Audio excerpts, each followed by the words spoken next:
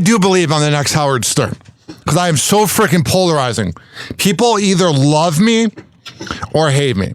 I mean, the amount of MAGA that I'm going to rip into right now is going to be ridiculous. But I don't want to replace Howard Stern because we saw how that worked with my former boss, Rover. When you are given a job to replace somebody, it's a no good. And that's how I obviously knew about Rover's Morning Glory was I was the one listener he had in Chicago. And then it wasn't good. I was in 6th grade when that happened, and I've always had a respect for Howard Stern. I think he became Don Imus, where he used to say, I've listened to old shows because I listen to radio all day because I'm a nerd. But in the 90s, Stern would be like, oh, I don't want to be like Don Imus, where I'm on the air until I'm 70 and past my prime with a blonde wife. And then he ended up becoming all those things. But here's the thing. He literally became Don Imus because Don Imus got kicked off the air in like March 2018. Because I listen to Imus every day because I like listening to the old heads. But they kicked him off because of money, and that's pretty much what's happening to Stern. Like, he stayed a little bit too long. But here's what's been really driving me nuts about, like, because I first saw the news that Stern's show is coming to an end, and then, of course, he's live this morning. Because his ego. This is either a tactic by his agent, even though his agent's dead, but from the agency, Buchwald and Associates, to either try to get him a new deal, or this is news that got leaked because it was reported by The Sun, which isn't the most reputable news site. But here's what I thought was funny when I saw it broken on Twitter. I love all these MAGA mutants.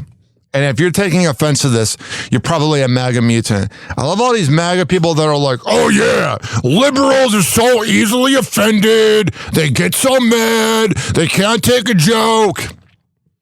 But then there is this thing called MAGA where they didn't like that Howard Stern was pro-jab and pro-COVID and whatever. What you're claiming liberals do is exactly what you're doing when you're saying that Howard Stern was saying things you didn't agree with. Does that make sense? So you're out there going, oh yeah, liberals are so easily offended, blah, blah, blah. And then you're getting offended over Stern and easily triggered. Man, funk that. He's had a lot of missteps in his career.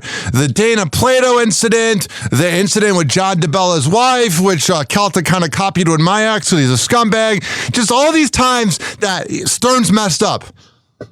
But he's also the most successful host ever.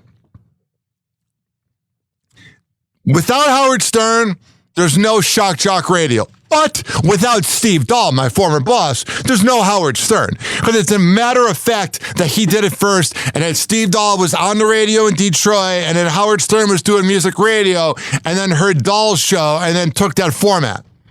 It's a fact. I just thought it was absolutely ridiculous that MAGA claims, oh, we're never easily offended. And then you're easily offended about Howard Stern. You're literally doing what you're accusing MAGA of. So that was my rant. I could see Howard Stern taking a pay cut in the way that I could see him still doing the show because his ego is not going to want to become irrelevant. I think I'm the only 31-year-old who still listens to him. I canceled Sirius because he takes the summer off, but I still listen this year. And it wasn't all anti-Trump MAGA stuff. He was still doing okay segments. What killed Stern's show was the fact that he stopped going into the office, which is what killed Calta's show. And what has killed a lot of shows is when you don't commute to your job, you become an elitist. You become out of touch. Because, like, you have to deal with the same car crash that everybody else was dealing with, and you have to deal with the same thing of, oh, I ran late because I had to get gas. But when you record from your house, if you're Calta locally, or if you're Stern, you become an egomaniac because you're literally talking to hundreds of thousands of people out of your garage. So it's naturally going to make you a bigger narcissist than you already were. That's just my 2 cents. Okay. Happy Hour. Happy Hour. It's time for Hoppe in the morning. RyanHoppyRadio.com. Happy Hour will be right back. You probably had Taco Bell before. Whenever we're going outside, all I smell is poop. In the nuts, and we'll call it a day.